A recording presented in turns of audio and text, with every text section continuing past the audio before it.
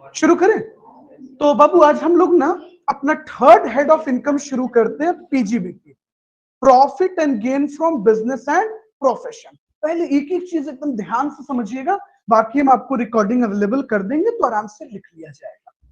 तो आज हम लोग जो अपना टॉपिक शुरू करने वाले हैं वो कौन सा हेड है बच्चे? First head, second head, third head की fourth head? Third head. Very good. अच्छा, इसका हम लोग इसको शॉर्ट में क्या बोलते हैं? ये जो हमारा थर्ड हेड है इसको हम लोग शॉर्ट में क्या क्या बोल देते हैं? पीजीबीपी, प्रॉफिट और gain from business and profession. अच्छा, इसका रेंज ऑफ सेक्शन क्या है बच्चा लोग? इसका रेंज ऑफ सेक्शन क्या है? Section 28 to 44 DB. ये हमारे सेक्शन, इसका क्या है? पूरा रेंज है, मतलब कहां से कहां तक आएगा। अच्छा, जानते हैं सबसे रिमार्केबल बात कि हम लोग यहां तीन चीजों को पढ़ने वाले हैं। बेसिकली शुरू करते हैं दो चीज, मतलब बिजनेस और प्रोफेशन, यानी बिजनेसमैन किस तरीके से इनकम कमाते हैं और उसका कंप्यूटेशन कैसे होगा, ये हम लोग इस हेड में पढ़ेंगे। Got the point? अच्छा, प्रोफेशन यानी कि जो डॉक्टर्स हैं, लॉयर्स हैं, chartered accountant, cost accountant, engineers, आ जाइए बच्चे, ये लोग इनकम किस तरीके से कैलकुलेट करेंगे और कंप्यूट करेंगे, ये हम लोग पढ़ेंगे प्रोफेशन में। अच्छा, जानते हैं सबसे काम का बात, प्रोफेशन और बिजनेस में बहुत डिफरेंशिएशन आपको समझने की जरूरत नहीं है। पूछिए क्यों? पूछिए ना क्यों, प्यार से पूछिए पहले। इसलिए मेरे भाई, क्योंकि दोनों के कैलकुलेशन का रूल सेम है। इसीलिए हम लोगों को बहुत पैनिक होने की जरूरत नहीं है कि बिजनेस क्या है और प्रोफेशन क्या है। लेकिन हाँ, थोड़ा सा एटलीस्ट ये हमें पता होना चाहिए कि जब हम लोग बिजनेस को पढ़ते हैं तो जितना भी ट्रेड, कॉमर्स और मैन्युफैक्चर है, सब हम लोग इसी हेड में पढ़ने वाले हैं। ओके, यानी कि जितना भी ट्रेड है, मैन्युफैक्चर है और कॉमर्स है, वो बिजनेस के अंदर आता है, और जितना भी प्रोफेशन और वोकेशन है वो इसके अंदर आता है। अच्छा, एक बार रिपीट, जिनका भी ध्यान क्लास से हटा है वो ध्यान से समझिएगा। हम लोग कौन सा हेड शुरू करें बच्चों? Very good. थर्ड हेड का नाम क्या है? पीजीबीपी, यानी अगर हम फुल फॉर्म पे बात करें तो profit and gain of business और प्रोफेशन, मतलब कि जितने प्रोफेशनल लोग हैं और जितने बिजनेसमैन हैं, ये किस तरीके से इनकम कमाते हैं, इनका इनकम किस तरीके से कंप्यूट होगा, कैलकुलेट होगा, वो हम लोग पढ़ेंगे। अब आपके दिमाग में चल रहा होगा, सर 11th क्लास में अकाउंट्स वाले सर तो पढ़ाए थे प्रॉफिट और लॉस अकाउंट बनाना। दोस्त, वो अकाउंट्स था, ये इनकम टैक्स है। इनकम टैक्स के रूल अकाउंट के रूल के साथ मैच नहीं करते, कुछ कुछ पॉइंट्स पर इनके साथ इत्तेफाक ही नहीं रखता। आगे बढ़े हम लोग, कोई दिक्कत? चलिए, तो कंटिन्यू करें। आइए, तो क्या क्या पढ़ेंगे दोस्त? ट्रेड, कॉमर्स, मैन्युफैक्चर, बिजनेस, है ना, प्रोफेशन और वोकेशन। अच्छा सर, एक बात बताइए, ये कॉमर्स किस तरीके का होना चाहिए? बाबू, बिजनेस चाहे लीगल हो या इलीगल हो, दोनों पढ़ा जाएगा। बिजनेस लीगल हो या इलीगल हो, रेगुलर हो या इरेगुलर हो, किसी भी नेचर का बिजनेस हो, सब किसके अंदर आ जाते हैं? कॉमर्स के अंदर। अच्छा, प्रोफेशन में क्या आता है? डॉक्टर्स, इंजीनियर्स, लॉयर, मतलब बच्चों वैसा डिग्री, वैसा नॉलेज जहां स्पेशलाइज तरीके से नॉलेज गेन की जाती है। एग्जाम्पल बाबू, चार्टर्ड अकाउंटेंट स्पेशलाइज तरीके से वो नॉलेज को क्या करते हैं? गेन करते हैं। अच्छा, वोकेशन क्या होता है?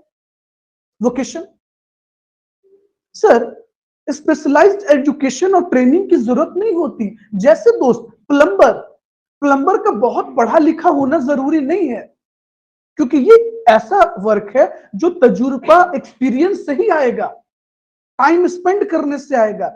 आप ले लो हेयर स्टाइलिस्ट, अब दोस्त ये कैम्ब्रिज से पढ़ेंगे तभी, ऐसा कुछ नहीं है दोस्त। मैकेनिक, अब देखियो बहुत सारे तजुर्बे वाले मैकेनिक है कि साउंड से बता देते हैं इंजन के किस पार्ट में डिफॉल्ट है, लेकिन दोस्तों बहुत पढ़े लिखे नहीं है।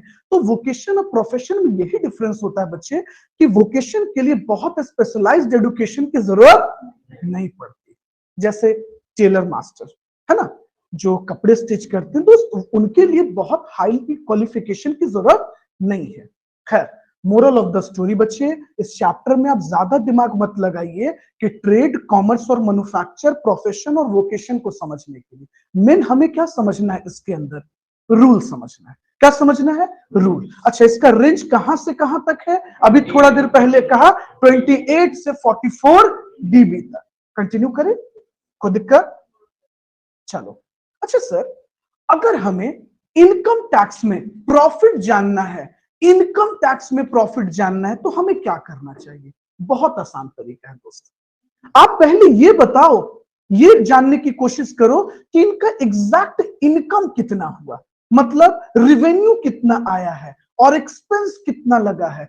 इनकम से जब आप एक्सपेंस को माइनस कर देंगे तो एग्जैक्टली क्या मिल जाएगा हमें? प्रॉफिट। हम प्रॉफिट जान जाएंगे। तो सर, आप ये स्टेटमेंट क्यों लिख रहे हैं? ये स्टेटमेंट हम इसलिए आपको बता रहे हैं मेरे भाई, क्योंकि इनकम टैक्स में बहुत सारी चीजें इनकम नहीं मानी जाती, जिस तरह से तुम अकाउंट्स में हर एक चीज को इनकम मान लेते हो। अच्छा, जरा सोच कर देखो, जब तुम अकाउंट्स पढ़ते हो, हाउस प्रॉपर्टी के रेंट को भी प्रॉफिट और लॉस अकाउंट के क्रेडिट साइड में लिखा जाता है इनकम मानकर, है ना? लेकिन बताओ तो, क्या इनकम टैक्स हाउस प्रॉपर्टी के रेंट को बिजनेस में रखता है? नहीं। कहां रखता है? एचपी में, सेकंड हेड। याद आ रहा है आपको? एग्जाम्पल बाबू, एक आदमी कैजुअल इनकम से पैसा कमाया है, जुआ से, लॉटरी से, गैम्बलिंग से। अकाउंट्स में तो वो उस इनकम को क्रेडिट साइड पीएल में लिख देगा ना। लेकिन क्या टैक्स में ऐसा रूल है? कैजुअल इनकम को किस हेड का पार्ट माना गया? आईएफओएस। तो उसी तरीके से बहुत सारे ऐसे इनकम और एक्सपेंसेस मिलेंगे आपको जो पीजीबीपी में एक्सपेंस नहीं माने गए और पीजीबीपी में इनकम नहीं माने गए हैं। तो वो इनकम आपको अलग करना होगा। ओके, खैर, मेंटली शांत रहते हैं, आगे धीरे धीरे बातें समझ में आपको आएगी। तो सबसे पहला सेक्शन हमारा क्या है? Charging section. जैसा कि आप जानते हैं, हर हेड का जो पहला सेक्शन होता है वो चार्जिंग। आप याद करो तो सैलरी का पहला चार्जिंग सेक्शन क्या था? सेक्शन 15, हाउस प्रॉपर्टी का 22, कैपिटल गेन का 45, अदर सोर्स का 56। सब लिप पोत दिए हो ना दोस्त? वाह, अभी सरस्वती पूजा हुआ, क्या पूजा हुआ कि सब भूल गए? इतना खा लिए तुम लोग बुंदिया पूरी, हद है। तुम लोग गजनी हो यार, तुम ही लोग पे एक्चुअली में फिल्म बनना चाहिए था। Short term memory loss, Ghajini नहीं। खैर, चलिए छोड़िए जोक सपाट। चार्जिंग सेक्शन हमारा क्या है बुआ? Section 28 charging section. अच्छा सर, सेक्शन 28 क्या बताता है जानते हैं बच्चों? सेक्शन 28 सिंपल हमें ये बताता है कि कौन कौन से इनकम पीजीबीपी में टैक्सेबल होंगे। तो पता है आपको, सेक्शन 28 बाजाफ्ता आपको पूरा लिस्ट दे देता है, ये लो लिस्ट। याद है वो दौर जब स्कूल में हम लोग जूनियर क्लास में आप पढ़ते थे, प्राइमरी तक, तो आपको स्पेलिंग लिस्ट मिलता था हर क्लास में, याद है? वैसे बच्चों, सेक्शन 28 पूरे इनकम का लंबा चौड़ा आपको इन्वेलप थमा देगा। ले भाई, ये सब इनकम कहां पढ़े जाएंगे? पीजीबीपी में। ओके, खैर, वो हम लोग धीरे धीरे देखेंगे, पैनिक मत होइए। तो सर, आपके ये कहने का मतलब है कि सेक्शन 28 क्लियर क्लियर बताता है कि कौन कौन से इनकम पीजीबीपी में टैक्सेबल होंगे। अच्छा, जानते हैं इनकम की भी अपनी 3 कैटेगरी है। कुछ इनकम रियल है। रियल मतलब क्या प्रॉब्लम हो रहा है इसमें? अच्छा, रियल इनकम है। अच्छा सर, रियल इनकम क्या है? वैसा इनकम जो एक्चुअली में जनरेट किया गया। और कुछ इनकम डीम्ड इनकम है। सर, ये डीम्ड इनकम क्या है? इनकम टैक्स से इनकम मान लेती है। जैसे बच्चों, एक छोटा सा आपको एग्जांपल बताते हैं। डूबा हुआ पैसा, बैड डेब्ट्स, जो 2 साल पहले डूब गया था और उस इंसान के अंदर ईमानदारी जाग उठी और वो आपको देने आ गया, इनकम टैक्स कहता है। हाय रब्बा, ये डीम्ड इनकम है। लाओ इसको पकड़ के जोड़ के दिखाओ। तो ऐसे बहुत सारे इनकम है जो इनकम तो इस साल का नहीं था, लेकिन उसे इनकम मान लिया गया, वो सब हम आपको बताएंगे। और कुछ इनकम प्रिजम्पटिव बेसिस पे होता है। मतलब सरकार कहती है कि भाई, तुम अगर पचड़ा में नहीं पढ़ना चाहते हो, सीए के, अकाउंटेंट के, तो ऐसा करो ना, आप हमको एज्यूम करके टैक्स पे करो। इसको बोलते हैं प्रिजम्पटिव इनकम। ये बहुत सारे लोगों के लिए है। जैसे बच्चों, प्रोफेशनल लोग हैं, डॉक्टर्स हैं, वो नहीं चाहते हैं बिजनेसमैन है, वो नहीं चाहते सीए हो, सीए रखें, ऑडिट हो, फलाना ढिकाना, अकाउंट्स मेंटेन हो, तो सरकार उनको ऑफर देती है कि भाई तुम मत टेंशन लो, तुम हमको प्रिजम्पटिव बेसिस पे टैक्स दे दो ना, हम मान लेंगे कि 100 रुपए में 8 रुपए तुम्हारा इनकम। तो इस तरह से कुछ प्रिजम्पटिव इनकम भी होगा। तो हम लोग इन सभी बातों को आगे पढ़ेंगे। तो मोरल क्या समझे कि हम लोग कितने तरह के इनकम को जानने वाले हैं। कुछ इनकम रियल होंगे जो बिजनेस के पार्ट होंगे, कुछ इनकम एज्यूम्ड होंगे, डीम्ड होंगे, और कुछ इनकम प्रिजम्पटिव बेसिस पे कैलकुलेट किए जाएंगे। जैसे दोस्त मान लो ना, आप ट्रांसपोर्टर हो, आपका ट्रांसपोर्ट का बिजनेस है। अब दोस्त रोज का आप डीजल का खर्च लिखोगे, ड्राइवर के खाने का पैसा, साफ सफाई का, बहुत टेंशन हो जाएगी आपको। तो वैसे केस में आपके लिए ऑप्शन है प्रिजम्पटिव बेसिस। हम लोग बात करेंगे उस पर। यहां तक आपको समझ में आया? कोई दिक्कत? पक्का? अच्छा सर, यानी कि सेक्शन 28 में आप हम लोगों को इनकम का लिस्ट बताने वाले हैं? हाँ बिल्कुल, अभी बताए नहीं है, अभी हम आपको ये बता रहे हैं कि हम लोग क्या क्या पढ़ेंगे। यानी सेक्शन 28 हमें लिस्ट देगा। अभी पेशेंस रखो, लिस्ट पे अभी नहीं जा रहे हैं, अभी ओवरऑल ये समझ रहे हैं कि हमें क्या क्या पढ़ना है। हम लोग पढ़ नहीं रहे, फ्रेम कर रहे हैं। अच्छा सर, सेक्शन 29 में क्या मिलेगा? क्या दर्शन कराइएगा सेक्शन 29? दोस्त, सेक्शन 29 हम लोगों को टैक्सेबल करने का इंटायर फॉर्मेट प्रोवाइड करेगा। तो सेक्शन 29 बताता है जो भी इनकम टैक्सेबल होगी उसका कंप्यूटेशन कैसे होगा। मतलब सर सेक्शन 29 नटशेल में बात करें तो फॉर्मेट देगा। यस, सेक्शन 29 क्या देगा? फॉर्मेट देगा। और आपको तो पता है हर एक चीज, चाहे वो कॉस्ट हो या टैक्स हो, हर एक चीज का फॉर्मेट हम लोगों को मिला। एचआरए का फॉर्मेट मिला, एचपी के कैलकुलेशन का फॉर्मेट मिला, कैपिटल गेन का फॉर्मेट मिला। अगर कोई फॉर्मेट नहीं मिला तो अदर सेल्स, वो तो ऐसे भी वहियात हेड है बेचारा, उसका इससे भी कोई इज्जत नहीं है। जो कहीं नहीं गया उसको उठा के पटक दिया अदर सोर्स में, तो उसका कोई फॉर्मेट नहीं मिला, बाकी हर एक हेड का फॉर्मेट। तो सबसे तो काम का चीज यही है आपके लिए। और सेक्शन 28 आपको ये पता होना चाहिए कि कौन कौन सा इनकम यहां जाएगा। आगे बढ़े? कोई दिक्कत? अरे प्यार से बोलो। हाँ, इसे तुम इरिटेट होके बोलते हो ना। चले तो देखिए फॉर्मेट क्या है। तो कहता है बच्चों कि सबसे पहले आप net profit as per profit and loss account, मतलब बच्चों जो फाइनेंशियल वाली टीम है ना, जो अकाउंट्स बना रही है, उनसे पहले डिटेल ले लो। कौन सा डिटेल ले लो? वो डिटेल ले लो जिसमें उन लोगों ने प्रॉफिट और लॉस अकाउंट बनाया, वो ले लो। ठीक है सर, ले लिए। बोलता है कि पहले आप लिखो कितना इनकम आया उनके अकॉर्डिंगली, और ये बताओ वैसा income, income from business not recorded in PL, वैसा कोई इनकम जो बिजनेस का था और ये लोग रिकॉर्ड करना भूल गए, उसको लिख दो। सर अकाउंट्स वाले तो ज्यादातर कुछ भूलते नहीं है। हाँ बात तो सही है, लेकिन वो भी तो इंसान है। अगर उनसे भी गलती नहीं होती तो रेक्टिफिकेशन ऑफ एरर का कॉन्सेप्ट क्यों आता अकाउंट्स में? तो मिस्टेक अकाउंट्स वाले लोग से भी होती है क्योंकि वो भी तो इंसान है।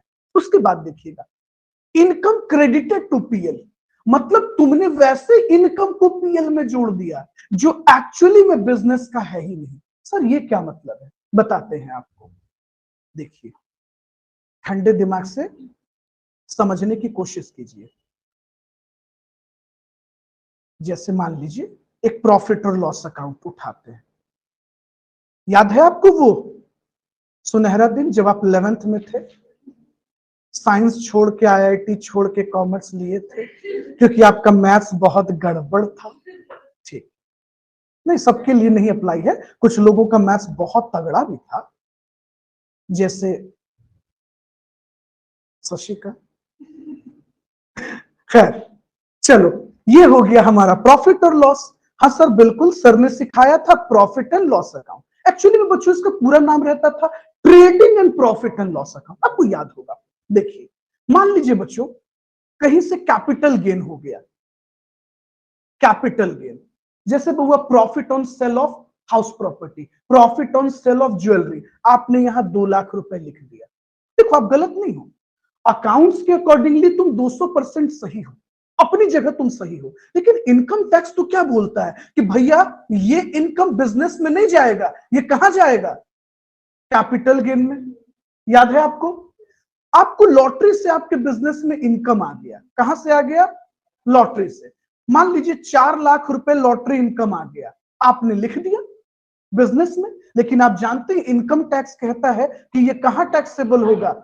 आईएफओएस में टैक्सेबल होगा। वेरी गुड, याद कीजिए। आपको कहीं से रेंट आ गया बाबू, रेंट फ्रॉम हाउस प्रॉपर्टी, आपने लिख दिया 4,000 रुपए। आप अकाउंट्स में एकदम सही हो दोस्त, इनकम क्रेडिट साइड लिखे जाते हैं। लेकिन इनकम टैक्स क्या बोलता है? ना रब्बा, ये पैसा कहां जाएगा? ये जाएगा एचपी में। तुम यही बताना चाह रहे थे आपको मेरे भाई फॉर्मेट पर कि इनकम क्रेडिटेड टू पीएल, तुम उस इनकम को पीएल में जोड़ दिए, लेकिन एज पर इनकम टैक्स लॉ वो इनकम बिजनेस का पार्ट नहीं है। इनकम टैक्स कहता है कि भैया ये इनकम बिजनेस का पार्ट नहीं है। समझे? तो तुमने क्यों जोड़ा? वैसा इनकम बाबू कि इनकम जिसको आपने पीएल के पीएल में जोड़ दिया, लेकिन वो इनकम टैक्स के अकॉर्डिंगली ऐड नहीं होना था। तो शशि उसे क्या करना चाहिए? हमें लेस कर देना चाहिए, क्योंकि हमने क्रेडिट किया ना। क्रेडिट का मतलब क्या होता है? जोड़ना। अच्छा याद करो, आप अकाउंट्स में किस लॉजिक से पीएल बनाते थे बाबू? ये क्रेडिट साइड था। वो इनकम है, वो ऐड हो रहा है, और डेबिट का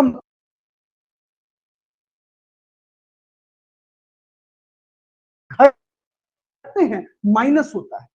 तो ना था, जोड़ दिया। तो तुम्हें क्या करना चाहिए? लेस कर दो। चले आगे। इसको क्या,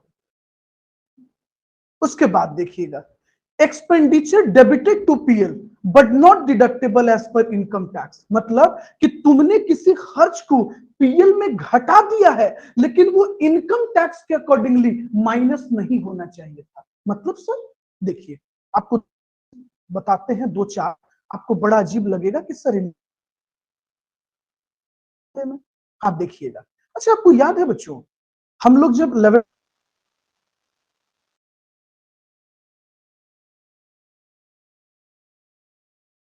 बताया,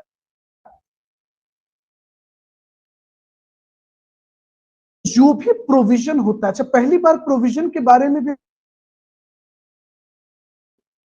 और हम लोग को बताया, शेयर को देखने एक्सपेंसेस भरपाई के लिए प्रोविजन है for by, provision for doubtful, provision for depreciation, और अलग अलग तरह के प्रोविजंस पड़े। प्रोविजन फॉर इनकम टैक्स, जानते हैं प्रोविजन से इनकम टैक्स को एकदम नफरत है, बोलता है नहीं भैया ये प्रिडिक्टेड एक्सपेंडिचर हमको मत दिखाओ। तो पहले ही क्यों एंटिसिपेट कर लिया? तो तुम कहोगे कि sir principle of conservatism follow करो। अकाउंट्स कहता है ना, इनकम टैक्स कहता है भैया मेरे मरने से पहले श्राद्ध वाला कॉन्सेप्ट हमारे रूल में नहीं। कहने का मतलब इनकम टैक्स कहता है कि जब तक लॉस हो ना जाए, जब तक एक्सपेंस हो ना जाए, तब तक हम एक्सपेंस नहीं मानेंगे। तो गलती से भी अगर तुमने प्रोविजन बनाया, रिजर्व बनाया, तो उन सभी खर्चों को जिसको तुमने डेबिट किया, उन सबको ये क्या कहता है कि भैया डिसअलाउड खर्चा है। डिसअलाउड का मतलब कि इनकम टैक्स के नजर में वो सब चीजें एक्सपेंडिचर है ही नहीं। आगे बढ़े, अभी हम आपको ना वन बाय वन एक एक चीज डिटेल में समझाएंगे। अच्छा उसके बाद देखिएगा, एक्सपेंडिचर रिलेटेड टू बिजनेस। वो एक्सपेंडिचर बिजनेस से रिलेटेड था, अब तो माइनस करना भूल गए अकाउंट्स में, या तुमने अकाउंट्स में घटाया ही नहीं, तो इनकम टैक्स लॉ कहता है कि उसको घटाइए पहले। जब तक आप घटाइएगा नहीं, तब तक हमें ट्रू इनकम पता नहीं चलेगा। तो इस फॉर्मेट को डिटेल में समझिएगा। आइए डिटेल में इसको तो जस्ट पढ़े फॉर्मेट पर कि कुछ वैसे भी एक्सपेंसेस हैं जिसको इनकम टैक्स खर्च मानने से मना कर देता है ना। और अगर गलती से तुमने उसको डेबिट किया भी है, तो कहता भैया वापस से उसको क्या कर दो? क्रेडिट कर दो। मतलब वापस से क्या कर दो? जोड़ दो, है ना। लेस तो वो था ही, जोड़ दो। तो शुरू करें। आइए सबसे पहले आप हेडिंग देखिएगा, हमने क्या लिखा? Expenses not allowed in any circumstances, मतलब कुछ ऐसे खर्च हैं बच्चों जिसको इनकम टैक्स कहता है कि मेरे नजर में ये सब चीजें एक्सपेंडिचर नहीं है, मतलब एक्सपेंसेस एक्सप्रेसली डिसअलाउड। शुरू करें तो सबसे पहला देखिए, कहता है expenditure on advertisement in any software published by a political party. बच्चों एक ना प्रैक्टिकली एग्जांपल से समझिए। मान लीजिए आप एक बिजनेसमैन है, ठीक है, आप ना साक्षात अंबानी जी, मान लीजिए आप पटना के अंबानी हैं। कहाँ के? पटना के। जिनका घर जहां है वो वहीं के अंबानी बन जाइएगा। ज्योति कहाँ घर हुआ तुम्हारा? पटना, मतलब यहाँ कहाँ? महेंद्रों की अंबानी है। ओके, अब एक बात बताइए बाबू, अचानक से क्या हुआ कि इन्होंने अपने बिजनेस में किसी पॉलिटिकल पार्टी का एडवर्टीजमेंट शुरू कर दिया, किसी सॉफ्टवेयर में, और इन्होंने अपने बिजनेस के पीएल में डेबिट कर दिया। जैसे एक एग्जांपल देखिएगा, मान लीजिए आप लोगों ने क्या किया कि अपना प्रॉफिट और लॉस अकाउंट बनाया और एक्सपेंडिचर, एडवर्टीजमेंट एक्सपेंडिचर, ये देखिए मैंने थोड़ा सा शॉर्ट में लिखा है एडवर्टीजमेंट एक्सपेंडिचर। ठीक, इमेजिन करते हैं कि आपकी कंपनी का टोटल एडवर्टीजमेंट एक्सपेंडिचर है 10 लाख रुपीस। कितना? 10 लाख, जिसमें से बच्चों 5 लाख तो आपने किसी पॉलिटिकल पार्टी के एड पर लगा दिया और सिर्फ 5 लाख आपका है।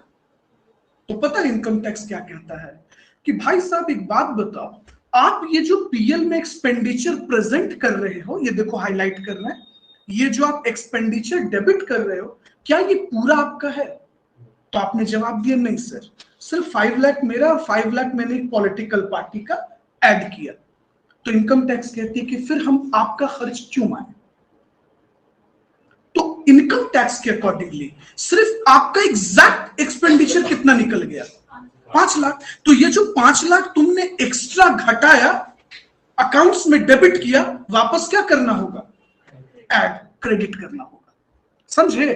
तो जब भी तुम किसी पॉलिटिकल पार्टी का एडवर्टीजमेंट करते हो और उस पॉलिटिकल पार्टी का एड का खर्चा अपने बिजनेस में प्रेजेंट कर देते हो, तो जितना एक्सपेंडिचर प्रेजेंट करते हो वो डिसअलाउड है।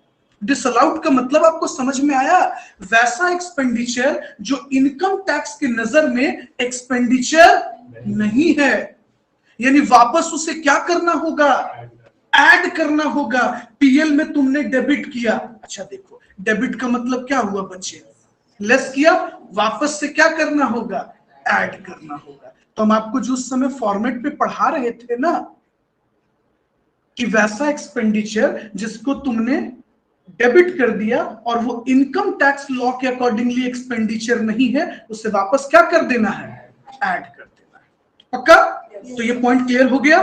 अच्छा दूसरा पॉइंट देखिए, दूसरा पॉइंट, पेमेंट आउटसाइड इंडिया। अच्छा बच्चों, क्या हम इंडिया के बाहर पेमेंट नहीं कर सकते? क्यों नहीं कर सकते हो? इमेजिन करो तुम्हारी एक बिल्डिंग बन रही है तुम्हारी कंपनी की, जो आर्किटेक्चर भाई साहब हैं, जो इंजीनियर भाई साहब हैं, वो अमेरिका से आए हैं, तो भैया पेमेंट तुम उनको अमेरिका में करोगे कि नहीं करोगे? कोई कंसल्टेंसी है, मान लो तुम्हारी कंपनी का आईटी वर्क कोई अमेरिकन कंपनी देख रही है, तो भैया पेमेंट तो तुम वहां भेजोगे ना, एकदम भेजोगे। तो देखो समझो, अगर तुम अपने बिजनेस से किसी भी तरह का पेमेंट किसी को करते हो, ध्यान से समझोगे, वो पेमेंट रॉयल्टी भी हो सकता है, वो पेमेंट किसी का सैलरी हो सकता है, वो पेमेंट किसी का फी हो सकता है, वो पेमेंट इंटरेस्ट हो सकता है। दोस्त, वो पेमेंट किसी भी रूप और किसी भी नाम से हो सकता है, इस बात को समझो। अगर तुमने इंडिया के बाहर, ध्यान से सुनना, अगर तुम्हारी कंपनी, तुम्हारा बिजनेस, तुम्हारा दुकान, तुम्हारे पार्टनरशिप फर्म, तुम्हारा सोल प्रोप्राइटर, किसी भी नेचर का बिजनेस हो, फर्क नहीं पड़ता, मैंने आपको बिजनेस कहा, बिजनेस का कोई भी नेचर हो सकता है, तुम अगर इंडिया के बाहर पेमेंट करते हो मेरे भाई, और वो पेमेंट किसी नॉन रेसिडेंट को की गई है और तुमने उस पेमेंट से टीडीएस नहीं काटा है, तो इनकम टैक्स कहता है कि भैया मेरे, फिर मेरे नजर में वो एक्सपेंडिचर तुम्हारा एक्सपेंडिचर नहीं है। अच्छा इसका मतलब समझो, रिलैक्स हो गया। देखो तुमने ना एक प्रॉफिट और लॉस अकाउंट बनाया, तुमने इंडिया के बाहर रॉयल्टी पे की है, देखो मैंने ब्रैकेट में लिख भी दिया आउट ऑफ इंडिया तुम्हारे समझने के लिए, और तुम इस पर टीडीएस काटना भूल गए, तुमने टीडीएस डिडक्ट किया नहीं, या टीडीएस अगर डिडक्ट कर लिया तो सरकार को पे किया नहीं, दोनों बातें समझ लीजिए। टीडीएस काट लिया, डिडक्ट कर लिया और सरकार को नहीं दिया, इनकम टैक्स साफ साफ कहेगी कि भैया मेरे वो रॉयल्टी, वो फी, वो इंटरेस्ट, वो सैलरी जो इंडिया के बाहर भुगतान की गई है, पेमेंट की गई है, उस पेमेंट पर अगर तुमने टीडीएस नहीं काटा है या तुमने टीडीएस काट भी लिया, मुझे पेड नहीं किया, तो मेरे नजर में वो ट्रांजैक्शन एक्सपेंडिचर नहीं है। देख रहे हो आप कितना बड़ा सजा मिल गया।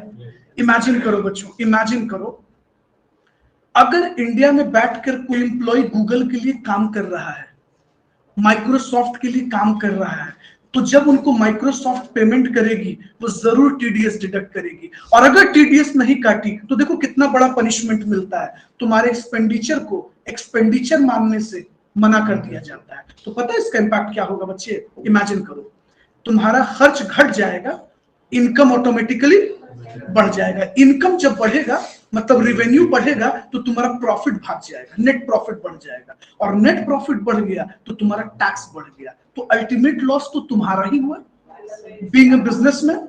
इसीलिए तुम हमेशा से क्या चाहोगे, इंडिया के बाहर किसी भी तरह के जो पेमेंट किए गए हैं, चाहे वो रॉयल्टी के नाम पर हो, चाहे वो इंटरेस्ट के नाम पर हो, चाहे वो सैलरी के नाम पे हो, तो उस नाम में क्या रखा है, ट्रांजैक्शन समझो।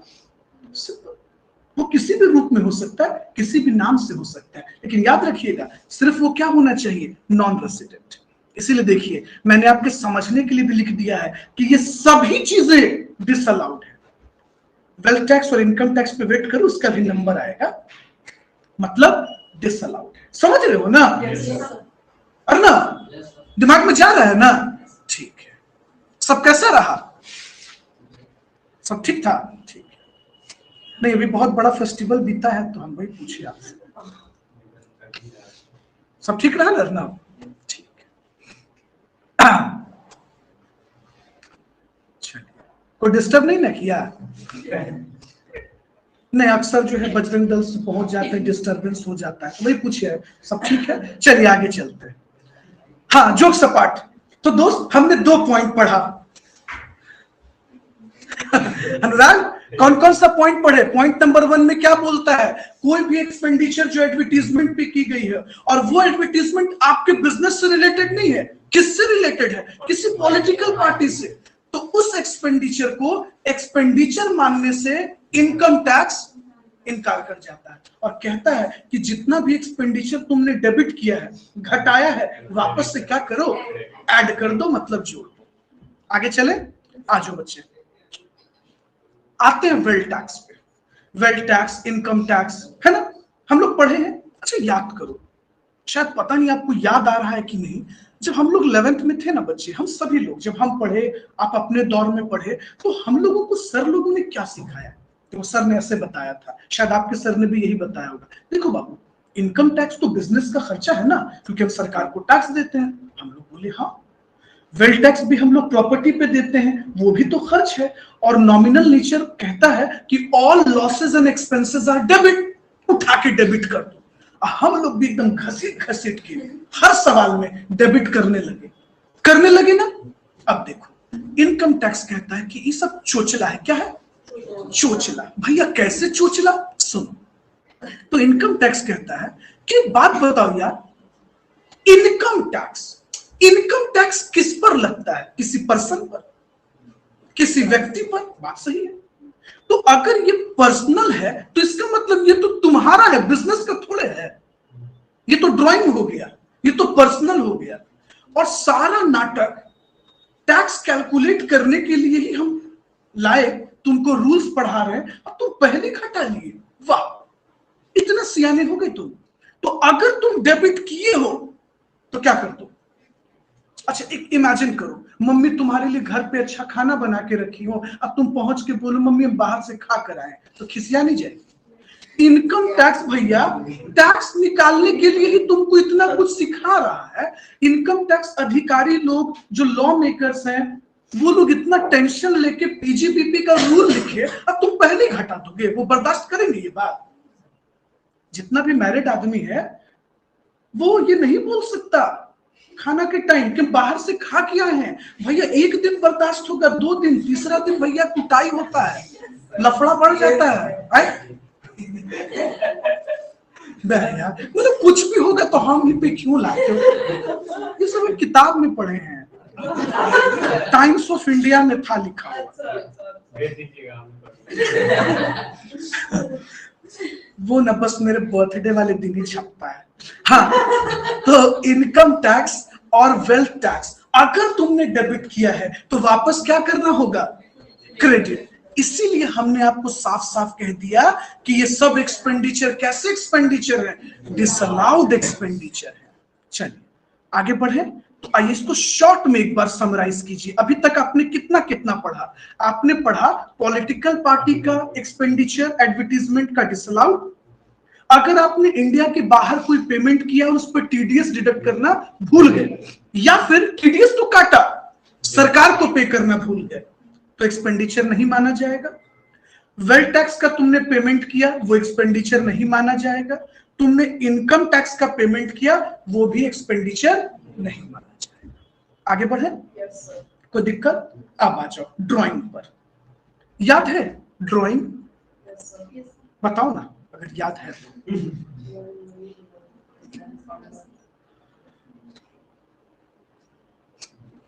पहला दिन तो जब 11th में हम लोग थे तो ड्राइंग का मतलब तुम समझ ही नहीं पाए थे। हमको तो लगा था कि पेंटिंग आप लोग के साथ भी हुआ है। बाद में सर ने जब क्लियर किया क्लास में, अच्छा कुछ बच्चे को आदत होती है ना लबर लबर आगे से पढ़ के जाके, पहले से पढ़ के क्लास में जाने का आदत है, तो वैसा ही आदत हमको था ताकि क्लास में लबर लबर बोलते। उस एज में तो बुद्धि उद्धि होता नहीं इंसान को। बाद में पता चला कि भैया अच्छा ड्राइंग है, पेंटिंग होगा। बाद में जब सर क्लास में बताए पढ़ाए तो समझ में आया कि ड्राइंग का मतलब होता है जो ऑनर प्रोप्राइटर जो पैसा विड्रॉ करता है उसे क्या बोलते हैं? विड्रॉइंग। अच्छा याद करो 11th में एक चीज और सीखे, ड्राइंग को क्या कर दो? डेबिट कर दो, है ना? हम लोग को सर लोग क्या बताए कि देखो बाबू ड्राइंग एक्सपेंस है, क्योंकि जो अकाउंट्स बनता है वो ऑनर के पॉइंट ऑफ व्यू से नहीं, बिजनेस के पॉइंट ऑफ व्यू से बनता है, तो बिजनेस के लिए क्या है? एक्सपेंस है, डेबिट कर दो। याद है सर लोगों ने यही बताया ना? कौन से क्लास में? 11th क्लास में। पक्का? इनकम टैक्स बोलता है सब चोचला है। क्या है? क्यों?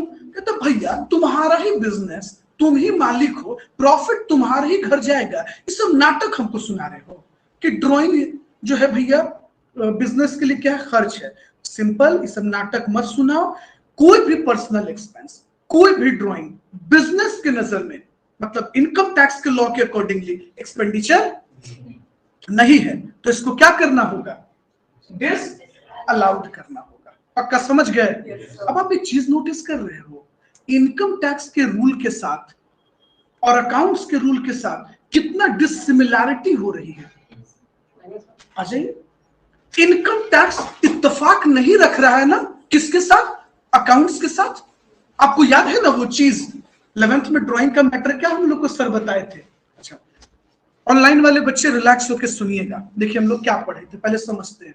हम लोगों को सर ने बताया कि बाबू अकाउंट्स ना ऑनर के पॉइंट ऑफ व्यू से नहीं बनता है, ऑनर अलग है, बिजनेस अलग है। तो जब मालिक पैसा विड्रॉ करता है, पार्टनर जब पैसा निकाल लेते हैं, तो ये बिजनेस के लिए खर्च है, लॉस है, एक्सपेंस है, इसको ड्राइंग के नाम से डेबिट कर दो। हम लोग को तो दिमाग में ये बात अट गया। बात तो सही है, अकाउंट्स तो अपनी जगह सही है, लेकिन इनकम टैक्स कहता है कि नहीं, मालिक तुम ही हो, प्रॉफिट तुम्हारे ही घर जाएगा, पैसा तुम ही कमा रहे हो, तो भैया फिर चोचला क्यों? तो ये सब अकाउंट्स में रखो, ये सब कहानी हमको नहीं सुनाओ। ड्राइंग मेरे नजर में एक्सपेंस नहीं है। कौन कहता है? Income tax law. पक्का? अच्छा चैरिटी दिए, डोनेशन दिए, गिफ्ट दिए, सबको डेबिट करते थे। याद आ रहा है आपको? है ना? देखिए आपको याद दिलाते हैं, सर लोग हम लोगों को ये सब चीज सिखाए थे ड्राइंग वाला। अच्छा ये इसको बाद में बताते हैं, पहले ड्राइंग वाला को क्लियर करते हैं। सर लोग हम लोग को बताए कि देखो बाबू, जब भी हम चैरिटी देते हैं बिजनेस से या डोनेशन देते हैं तो ये एक्सपेंस है, तो हम लोग डोनेशन को पीएल में क्या कर देते थे, डेबिट। और बाबू जो भी चैरिटी होता था वो क्या कर देते थे, डेबिट। अब सुनिए इनकम टैक्स क्या बोलता है कि भैया मेरे नजर में ये खर्च नहीं है। पूछो प्यार से क्यों? इनकम टैक्स कहता है इतना पाप किए क्यों हो कि तुमको इतना चंदा चढ़ावा डोनेशन देना पड़ रहा है लोगों को? भैया इतना गुनाह किए क्यों तुम? इतना लोगों का खून क्यों चूसे, पब्लिक का ब्लड क्यों चूसते हो?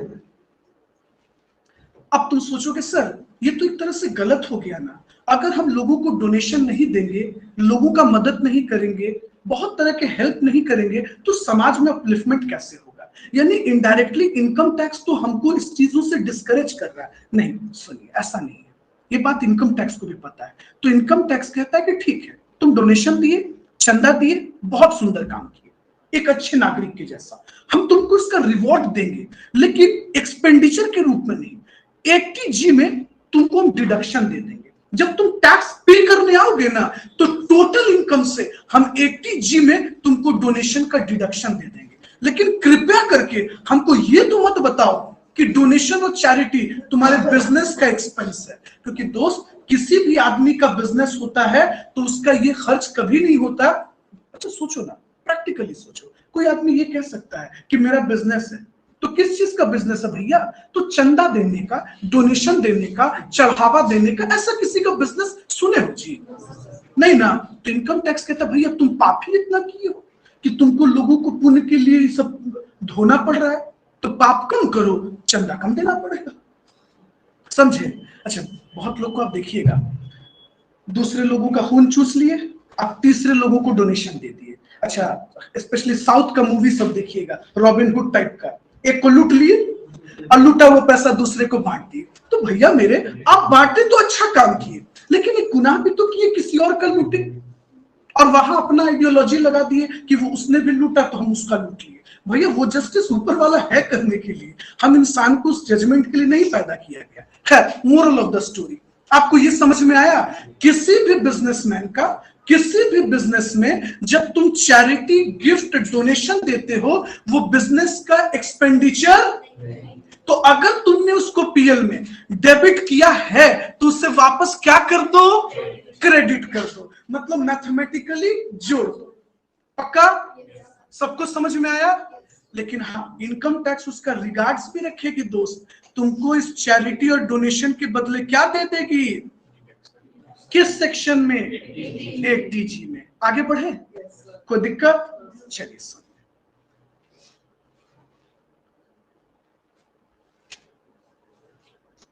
कल जानते हैं जब अभी सुप्रीम कोर्ट का जो जजमेंट आया वो डोनेशन वाला लेके, आप लोग भी सुने होंगे कि हर एक पॉलिटिकल पार्टी को रिवील करना है, सुने ना न्यूज में? इस न्यूज से हमको सबसे ज्यादा बहुत मतलब इंटरेस्टिंग बात क्या लगा, जो हम शॉक हो गए। अच्छा पॉलिटिकल पार्टी को चंदा बढ़ाना, बताना है, देना है, इससे हमको बहुत मजा नहीं आया सुन के। सबसे मजा हमको क्या आया कि भैया ये गाइडलाइन एसबीआई को क्यों दिया गया? अब हमको एक बात कल समझ में आया कि जब आम पब्लिक एसबीआई में जाती है तो एसबीआई का एक अलग एटीट्यूड रहता है, ये पेपर वो पर लंच है, दोपहर है, अभी नहीं कल, अभी ये कमी है। प्राइवेट बैंक में प्रॉब्लम बहुत कम होता है, तुरंत प्रॉब्लम अगर डॉक्यूमेंट्स में कुछ रहता भी है तो वो लोग खुद मिलकर उसको शॉर्ट आउट कर देते हैं, सर यहाँ गलत है भर लीजिए। कल हमको एक बात सबसे समझ में आया, जितने भी पॉलिटिकल पार्टी का जो चंदा का पैसा होता है, अरबों अरब रुपया, ये एसबीआई के अकाउंट में होता है, इसीलिए इसको इतना चर्बी है।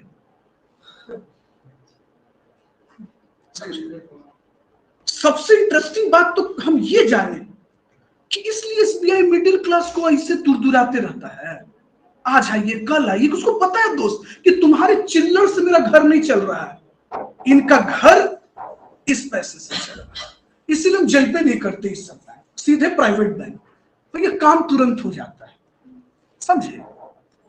और जानते हैं खास के उस जमाने में बाबू, अब तो आप नहीं झेले हैं, डिमांड ड्राफ्ट का जब दौर था ना, उस समय जब फॉर्म भरते थे, जैसे जो भी आप कोर्स कर रहे हैं ना, तो डीडी देना पड़ता था, भाई इतना प्रॉब्लम, इतना नाटक, आपका अकाउंट होगा तो डीडी मिलेगा, अभी मत आओ कल। अच्छा उसको पता है कि तो है बुद्धू स्टूडेंट लोग हैं भैया, इनसे बहुत ज्यादा तो एसबीआई का घर चल नहीं रहा है, बहुत इरिटेट करते थे वो। तो अच्छा है, थैंक्स कि जितनी भी ऑर्गेनाइजेशन है जो एग्जाम लेती है वो लोग ऑनलाइन पेमेंट का कॉन्सेप्ट ले आई, कैफे वाला बेचारा पेमेंट कर देता है। तो बैंक में सी इंस्टीट्यूट में बहुत दिक्कत होता था बाबू, आपको सीपीटी में एडमिशन लेना है, जिस दौर में सीपीटी था अपना फाउंडेशन है, उससे पहले P1, तो क्या लाना होगा, तो जाके डीडी बनाइए।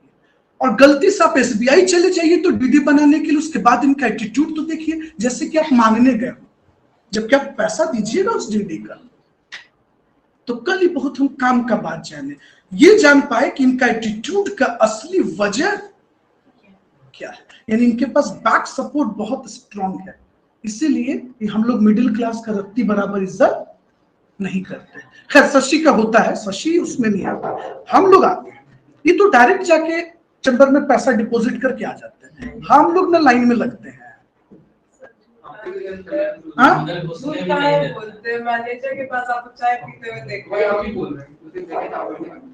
हाँ ऐसा फर्क मत फैलाओ दोस्त। हाँ अच्छा, हाँ आगे बढ़े, आइए सुनिए। अच्छा सर याद कीजिए दोस्त, 11th क्लास में हम लोग पढ़े थे ना कि प्रोविजन बना लो, प्रोविजन बैड डेब्ट्स के लिए बना लो, प्रोविजन डेप्रिसिएशन के लिए बना लो, प्रोविजन डाउटफुल डेब्ट्स के लिए बना लो। पता है बाबू, इनकम टैक्स को प्रोविजन शब्द से ही एलर्जी और रिजर्व से। अच्छा फिर पूछो क्यों? पता है बुआ, इनकम टैक्स कहता है कि जो एक्सपेंस हुआ ही नहीं उसको तुम पहले क्यों एंटिसिपेट कर रहे हो।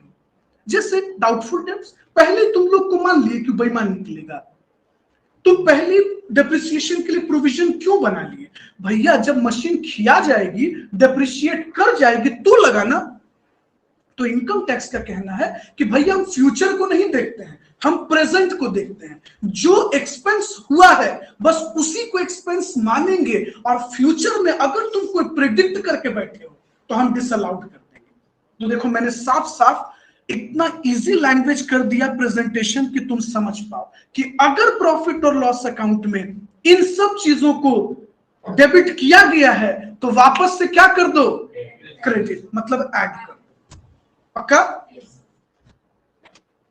अच्छा फिर जब तुम क्वेश्चन बनाओगे ना तो तुमको 2-4 ऐसे एक्सपेंस दिखेंगे, सर ये क्या है, staff welfare fund, staff welfare expense. सुनो मेरे भाई सुनो, शायद याद हो आपको कि नहीं पता नहीं, 12th क्लास का आपको पार्टनरशिप याद है?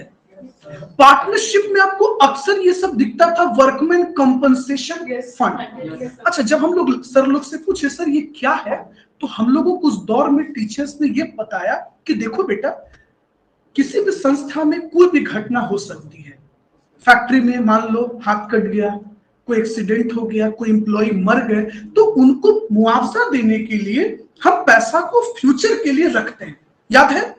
अच्छा हम लोग भी मान लिए कि ये फ्यूचर का फंड है तो बैलेंस शीट में ये होना चाहिए क्योंकि रिजर्व है। अब इनकम टैक्स देखो क्या बोलता है, इनकम टैक्स कहता है कि बउआ रे ये जो फंड है ना, ये फंड वर्ड से हमको चिढ़ है, ये चोचला है। क्यों चोचला है? भैया मेरे जब कोई हादसा भी हुआ ही नहीं, तुम किसी वर्कर को कॉम्पनसेशन दिए ही नहीं, मुआवजा पे किए ही नहीं, तो एक्सपेंस क्यों मान ले, क्यों मान ले? तो अगर तुम पीएल में स्टाफ वेलफेयर फंड या किसी भी तरह का फंड डेबिट किए हो तो वो एकदम देखते के साथ चले जाएगा तुम्हारे पीएल से, कहेगा नहीं इसको सही करो पहले, तो वो क्या करवा देगा, उसको डिसअलाउड करवा देगा, मतलब उस खर्च को खर्च नहीं मानेगा। तो जो तुमने डेबिट किया, जो तुमने घटाया, उसको वापस ऐड कर दो। लेकिन देखो उसी जगह मैंने एक और पॉइंट लिखा है, स्टाफ वेलफेयर एक्सपेंस। एग्जांपल, तुम्हारे कंपनी में, तुम्हारी एक बिजनेस है, तुम्हारी कंपनी है, एक एम्प्लॉय गिर गया सीढ़ी से, उनका पैर स्लिप कर गया, मान लो पैर टूट गया, तुम्हारी कंपनी ने 2 लाख रुपया का उनको भुगतान किया कि जाइए आप प्रॉपर ट्रीटमेंट करवा लीजिए। इस बात को समझिए, तो तुमने एक्चुअली में पेमेंट किया। जब तुम किसी एक्सपेंडिचर का एक्चुअली में पेमेंट कर लेते हो तो उसको इनकम टैक्स क्या मानने को रेडी है, एक्सपेंस। यानी दोस्त सिर्फ एक्चुअल पेमेंट ही एक्सपेंडिचर माना गया है। किसमें? अरे बोलो ना, पीजीबीपी में, as per income tax law. लेकिन क्या तुम अकाउंट्स में ये सब बात पढ़े क्या? नहीं, अकाउंट्स तो कहता भैया फंड हो तो भी खर्च है, खर्च हो तो भी खर्च है ना। तो तुम देख रहे हो अकाउंट्स और इनकम टैक्स दोनों एक दूसरे से इत्तेफाक नहीं रख रहे हैं, दोनों एक दूसरे से डिसएग्री हो रहे हैं, दोनों का विचारधारा अलग, दोनों की सोचने की आइडियोलॉजी अलग। पक्का? कोई दिक्कत? अच्छा सुनिए, याद कीजिए, ये सब हम आपको भी थोड़ा देर पहले बताए थे ना। अच्छा आइएगा उस फॉर्मेट पे जो भी हम आपके साथ डिस्कशन कर रहे थे, शायद आपको याद आ जाए। देखिए, हम आपको जब ये पॉइंट अभी बताए, हाँ देखिए, जब हम आपको ये फॉर्मेट बता रहे थे बाबू, तो यहां आपको बताए थे कि इनकम जिसको तुमने पीएल में क्रेडिट कर दिया लेकिन वो बिजनेस इनकम का पार्ट नहीं था, ये वाला पॉइंट देखना, फिर से हाईलाइट कर रहे हैं हम, वन बाय वन यही सब पॉइंट आपको फिर से रिपीट कर रहे हैं। ये वाला अभी हम आपको थोड़ा देर पहले बोले थे ना कि वैसा इनकम जिसको तुम प्रॉफिट और लॉस अकाउंट में जोड़ दिए, क्रेडिट कर दिए अकाउंट्स में, अकाउंट्स अपनी जगह सही है, लेकिन वो इनकम टैक्स लॉ के अकॉर्डिंगली वो एक्चुअली में तुम्हारा इनकम नहीं था। क्या हुआ, तुम लोग को समझ में आ रहा है ना? तो ऐसे मुंह क्यों उतर गया है? क्या हो गया? अरे बोलो। कुछ नहीं, क्या समोसा खाओगे? ठीक है खिलाएंगे, पक्का। अरे पक्का नहीं, आज पक्का नहीं, पक्का, अरे प्रॉमिस, हम खिला रहे हैं। हाँ अब बिल्कुल आज डन, लेकिन थोड़ा मुस्कुराओ तो, ऐसे मुंह बना लिए हो, क्या हुआ शशि? हाँ तब ठीक नहीं है, समोसा डन आज, ओके। अब थोड़ा सा हंस लो और पढ़ भी लो। नहीं पक्का, पिंकी प्रॉमिस, हम जब पिंकी प्रॉमिस बोलते नहीं तोड़ेंगे, नहीं आज पक्का, ऐसे हम एकदम ऐसे, एग्जाम का टेंशन है। अच्छा ठीक नहीं ठीक है, टेंशन नहीं लेना है एग्जाम का, वो तो होता रहेगा। अच्छा हम आपको कुछ क्वेश्चंस का वो दे रहे हैं, तो हाँ आज एक आपको भूल गए हैं, सिंगल आउटपुट कॉस्टिंग का 4 बनाए हैं, 4 क्वेश्चन का, एक ही भेजे हैं, एक घंटा के अंदर वो हो जाएगा रेडी, हम आपको भेज देंगे, तो उसको अपडेट कर लीजिएगा। अच्छा कंटिन्यू करते हैं, और समोसा डन है, बस इसको पक्का पिंकी प्रॉमिस नहीं तोड़ेंगे, बात मानो। नहीं अच्छा एकदम तुम ही लोग को भेजेंगे लाने के लिए, ठीक है? हम पेमेंट करेंगे, तुम लोग लेके आए, ठीक है? आ जाओ, चलो। हाँ तो सर एक बात बताइए, अभी तो थोड़ा देर पहले आपने कहा था इनकम क्रेडिटेड टू पीएल, वैसा इनकम जिसको तुमने प्रॉफिट और लॉस अकाउंट में क्रेडिट कर लिया, जोड़ लिया, लेकिन वो एक्चुअली में इनकम का पार्ट नहीं था। चले सुनो मेरे भाई, आ जाओ। अब देखो हम आपको यही बात बताना चाह रहे थे, यहां ऊपर है ना,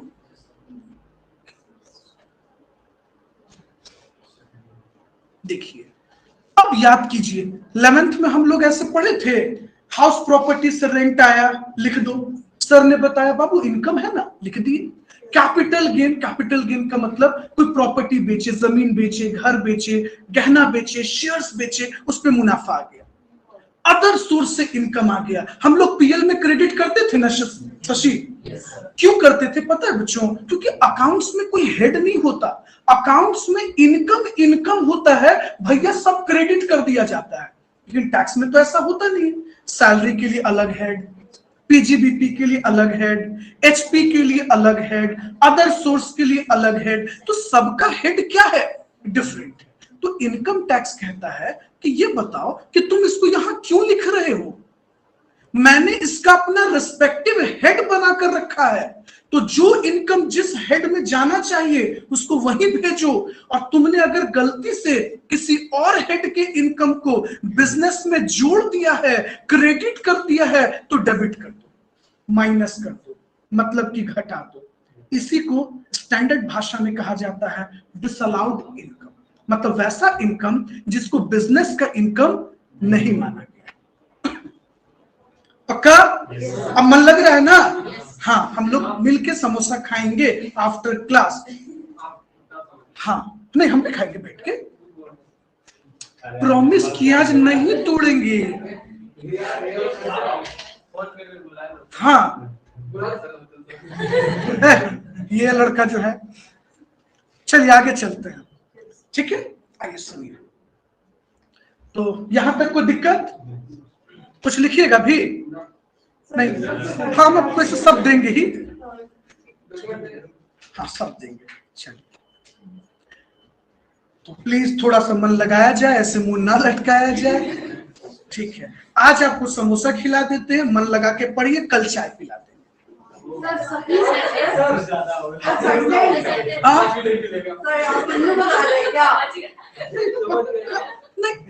यार ऐसे तो बिलीव करो यार, ट्रस्ट ऑन मी। रिकॉर्ड तो हो ही रहा है, हम पक्का वादा कर रहे हैं। आ जाओ, हाँ कल चाय पीना है तो आना है,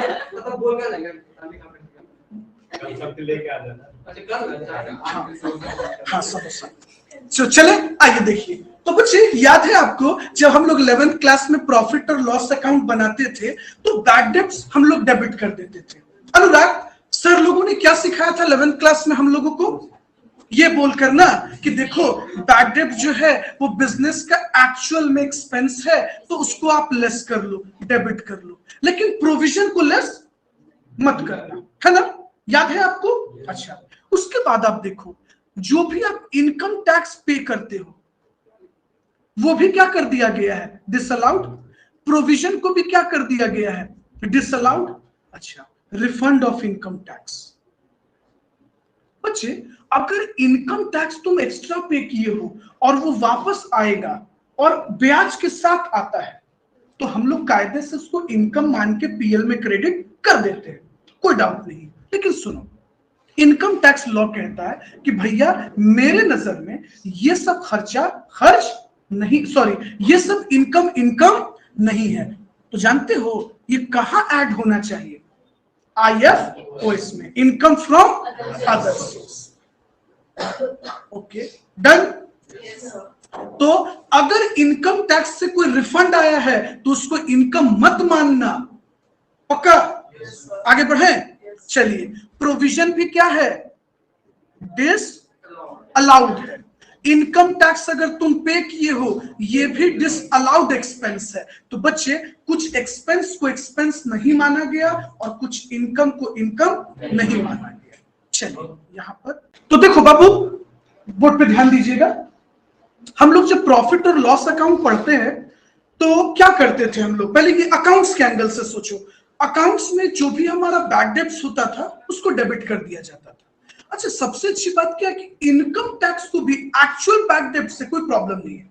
इनकम टैक्स भी कहता है कि भाई मेरे एक्चुअल बैड डेब्ट्स बिजनेस का पार्ट है, तुम डेबिट कर लो, एक्सपेंस घटा लो, मुझे आपत्ति नहीं है।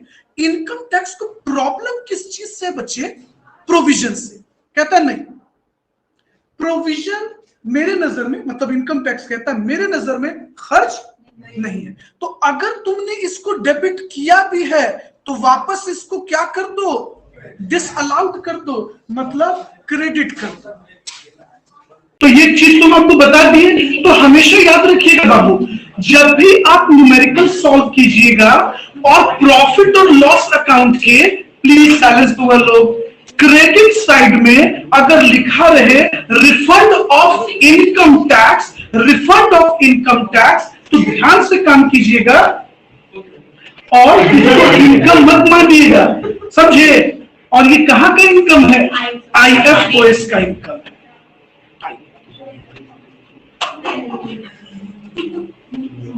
तो इसी तरह से एक दो पॉइंट्स और आपके लिए रखे हैं, और सुनिए बुआ, ये सबसे ज्यादा आपको प्रॉब्लम देगा। देखिए मेरी बात को समझिए। मान लीजिए हम लोग करेंट ईयर में प्रॉफिट और लॉस अकाउंट बनाए, ओके, करेंट ईयर में, और बच्चे लिखा हुआ है क्रेडिट साइड में बैड डेब्ट्स रिकवरी 7800 का। कितने का बैड डेब्ट्स रिकवरी हुआ है? 7800 का। अच्छा सुनिए मेरी बात को ध्यान से, अनुराग बेटा ध्यान से सुनना, जो कि बात बताओ बेटा। मान लो कि एक कंपनी है जिनका पैसा डूब गया था पहले पिछले साल, वेरी गुड, अच्छी बात है। तो मान लो लास्ट ईयर में मेरा 7800 रुपीज बैड डेब्ट्स हो गया, और income tax actual bad debts को तो एक्सपेंस मानती है, पक्का? अच्छा एक प्रैक्टिकल समझो एक बात, मान लो लास्ट ईयर में हम अपना प्रॉफिट और लॉस अकाउंट बना रहे थे, और मेरे कंपनी का, मेरे बिजनेस का कुछ पैसा डूब गया 7800, समझे? ये पैसा डूब गया, तो क्या इस 7800 को इनकम टैक्स एक्सपेंस मानेगा? पहले ये बताओ। हाँ, क्यों नहीं मानेगा? मैंने कोई प्रोविजन बनाया क्या? अरे भैया एक्चुअल बैड डेब्ट्स है, मेरा पैसा डूबा है भाई, मेरा 7800 रुपीज डूबा है, तो मुझे क्या इस 7800 का डिडक्शन नहीं मिलना चाहिए? क्या मुझे ये एक्सपेंस घटाने का अधिकार नहीं है ना? अब इमेजिन करो अगर ये फ्यूचर में अगले साल यही 7800 रुपीज रिकवर हो जाए, तो इनकम टैक्स नहीं कहेगा कि भैया मेरे जो एक्सपेंस हम तुमको लास्ट ईयर घटाने दिए थे, इस ईयर इनकम मानने दो, क्योंकि वो डूबा हुआ पैसा रिकवर हो गया। तो बताओ क्या इनकम टैक्स गलत है? इनकम टैक्स बिल्कुल सही है ना? सोचो, फिर से इमेजिन करो, प्लीज अटेंशन देना बेटा, सुनो।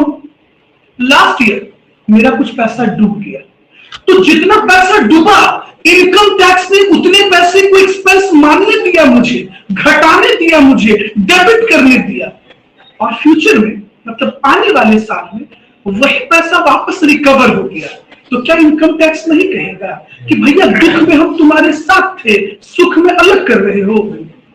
तो वो क्या कहेगा कि भैया जो रिकवरी हुआ है वो क्या मान लिया जाए? इनकम।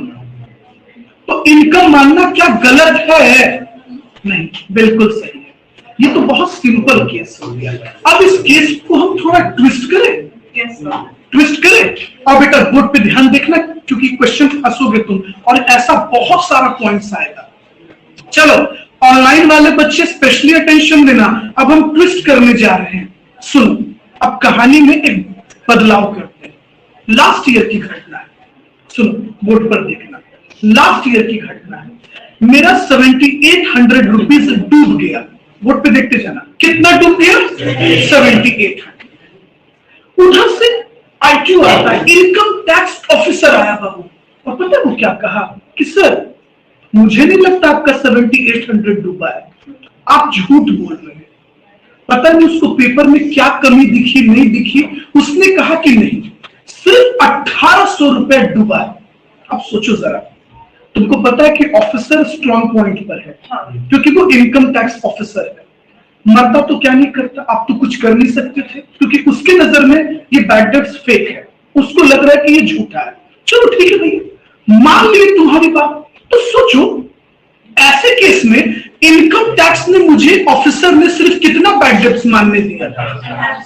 तो हुआ 6000 रुपया तो बैड डेब्ट्स में मानने नहीं दिया ना, तो ये 6000 रुपया मेरा तो गया पॉकेट से, सीने पे सांप लौटा, दुख हुआ, ऑब्वियसली दुख होगा ना, ठीक हो गई, रात गई, बात गई, समय बदला। अब देखो हुआ क्या, फ्यूचर में ये पूरा 7800 जो डूब गया था, वो आदमी आया और मुझे लाकर हैंड ओवर कर दिया, बोला कि लीजिए, क्या लेकर आए थे, क्या लेकर जाएंगे, आपका पैसा गलती से रह गया था, मेरा इरादा नहीं था बेईमानी करने का, तो ये ले लीजिए आप अपना 7800 रुपीज। इनकम टैक्स अधिकारी उधर से तुरंत आए, बोले भैया ये इनकम है, आप तो जानते हैं बदला करना, आप भी जवाब देंगे। सर याद है लास्ट ईयर का घटना, आप उनको याद दिला रहे हो कि जब मेरा 7800 डूबा था, तो आप पूरा 7800 को बैड डेब्ट्स मानने नहीं दिए थे, सिर्फ 1800 को बैड डेब्ट्स मानने दिए थे।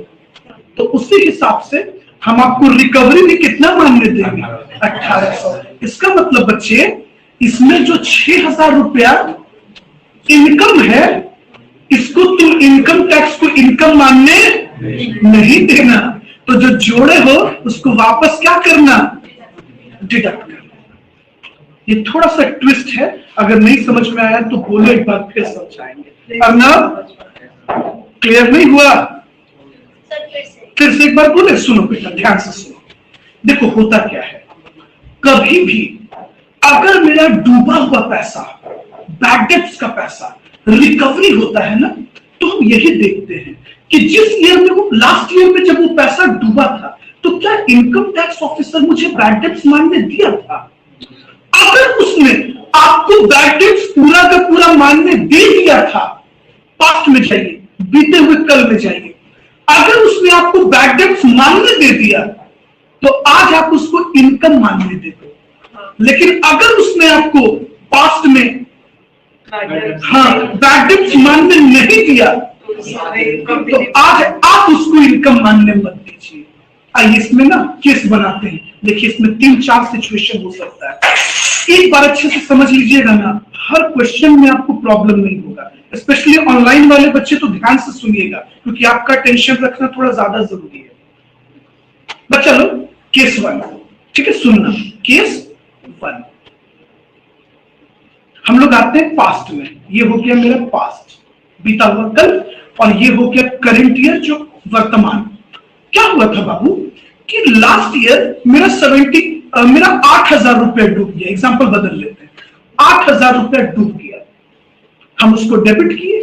उधर से इनकम टैक्स अधिकारी आया, आईटीओ आया, उसने कहा कि नहीं भैया ये बैड डेट्स नहीं है, हम नहीं मानने देंगे।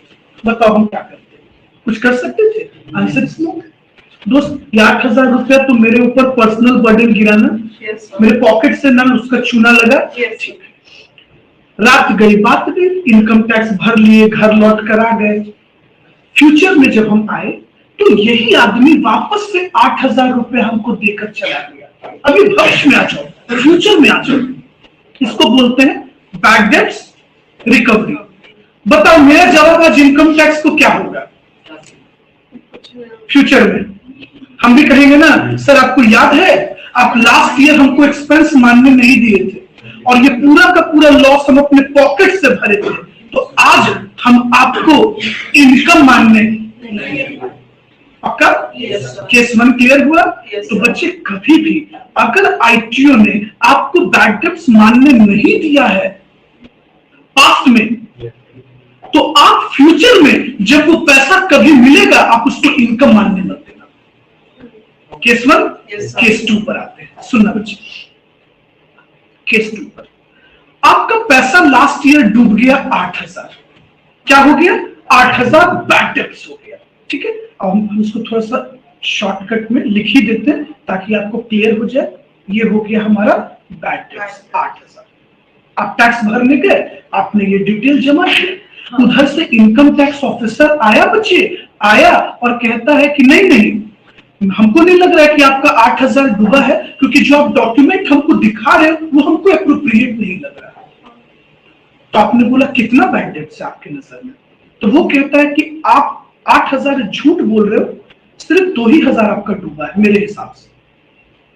सोचो, 6,000 रुपया तो आप अपने पॉकेट से भरे, चुपचाप लौट के घर आ गए, बोले ठीक है बर्दाश्त कर लेंगे, धंधे का पार्ट। फ्यूचर में, भविष्य में आपको यही 8,000 जो आपका डूब गया था वो आज मिल गया।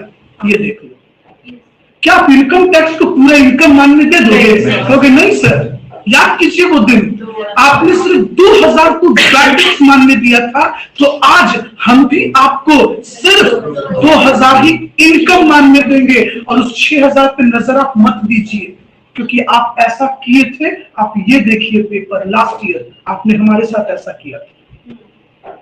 तो जब भी एग्जाम में आप क्वेश्चन बनाओगे ना और इस तरह का क्वेश्चन होगा, तो आप जितना इनकम टैक्स को मानने नहीं दीजिएगा, उतना वहां से लेस कर देना है, क्योंकि वो क्रेडिट किया गया है ना, जोड़ा गया है ना, तो आप लेस कर दीजिए। ओके, याद रहेगा? Yes sir.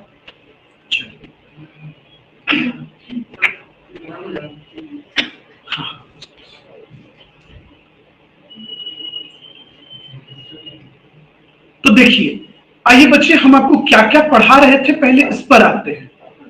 देखिए आज हमने आपको क्या क्या बताया।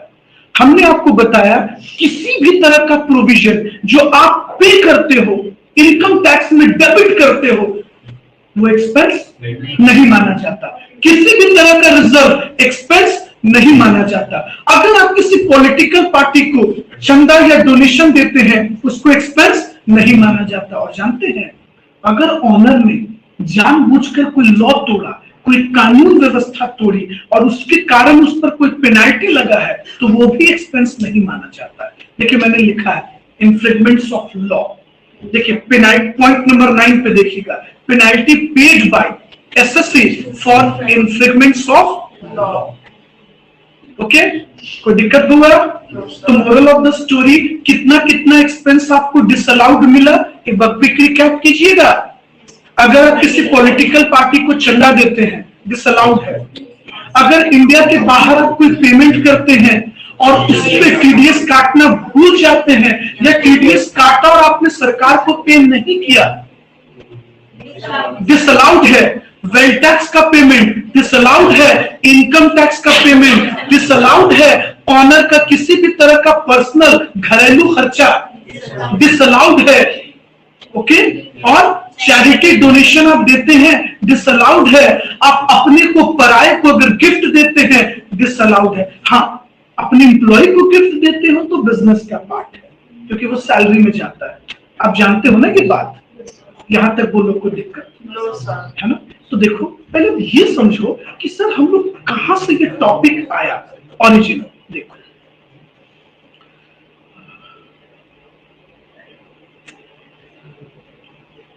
हम आपको जब ये टॉपिक से शुरू किए थे ना बाबू, फॉर्मेट, तो अब आप एग्री हो गए कि बहुत सारे ऐसे इनकम मिले हमें, बहुत सारे ऐसे एक्सपेंसेस मिले हमें जो इनकम टैक्स उसको इनकम मानने से मना कर रहा था और एक्सपेंस मानने से मना कर रहा था। तो इनकम को घटा दिए, एक्सपेंस को पक्का। तो ये जो हम आपको फॉर्मेट बताए मेरे भाई, वो किस सेक्शन में आता है? अरे यार, सेक्शन 29। क्योंकि मैंने आपको बताया था कि जो भी इनकम सेक्शन 28 में टैक्सेबल होता है, उसका कंप्यूटेशन कैसे होगा, ये सेक्शन 29 में बताया गया। पक्का? अच्छा, सेक्शन 28 आपको क्या बताता है? पूरी इनकम का लिस्ट देता है कि भैया पीजीबीपी में कौन कौन सा इनकम टैक्सेबल। मैंने वो आपको अभी तक पढ़ाया नहीं है। इनकम कितने कैटेगरी में रखा गया है पीजीबीपी? 3। कुछ इनकम रियल है, कुछ डीम्ड है। एक एग्जांपल ले लो, bad debts recovery, deemed income था ना। और कुछ इनकम प्रिजम्पटिव बेसिस पे होते हैं। आगे आते हैं हम लोग प्रोफेशन। सर प्रोफेशन का कैलकुलेशन कैसे होगा? सबसे आसान तरीका है दोस्त, सबसे आसान तरीका है। कहा गया है अगर कोई चार्टर्ड अकाउंटेंट है, कोई डॉक्टर है, कोई लॉयर है, कोई आर्किटेक्चर है, जो भी प्रोफेशनल्स हैं, उनके सभी प्रोफेशनल इनकम को एक तरफ रख दो। जैसे एक एग्जांपल ले लो बाबू, अगर कोई डॉक्टर है तो उनका कंसल्टेशन फी हो जाता है। अगर कोई सीए है तो उनका ऑडिट फी हो जाता है, अकाउंट्स वर्क हो जाता है। तो सबसे आसान तरीका क्या है कि उनके पेशे से रिलेटेड जितना भी कमाई है तुम एक तरफ कर दो, जोड़ दो, सबको टोटल कर दो। जैसे एग्जांपल ले लो, एक डॉक्टर का क्या क्या हो सकता है? बोला कंसल्टेशन, विजिटिंग, और बताओ ऑपरेशन, मेडिसिन। बहुत बार ऐसा भी होता है बच्चे कि कुछ कुछ डॉक्टर अपने क्लिनिक से ही दवाई बेचते हैं। तो उनका इनकम हुआ, इनकम को टोटल कर दो और सारे प्रोफेशनल खर्चों को घटा दो। अब बताओ तो प्रोफेशनल खर्च में क्या क्या आ सकता है? सर हम अपने कंपाउंडर को जो पेमेंट करेंगे, डिस्पेंसरी का रेंट देंगे, इलेक्ट्रिसिटी देते हैं, ऑक्सीजन सिलेंडर अगर खरीद कर लाते हैं, वो सब आप लेस कर दो। तो टोटल इनकम से टोटल एक्सपेंस, उसको बोलते हैं प्रोफेशनल एक्सपेंस, पर्सनल नहीं, सिर्फ धंधे का, घटा दो। क्या आ जाएगा? प्रॉफिट एज पर इनकम। यानी यूं कह सकते हो तुम कि आपको प्रोफेशनल इनकम मिल जाएगा उस आदमी का। बहुत आसान है ना? Yes sir. तो यार देखो, एक बार आप रिकैप मारो, अभी तक क्या पढ़े स्टार्टिंग से।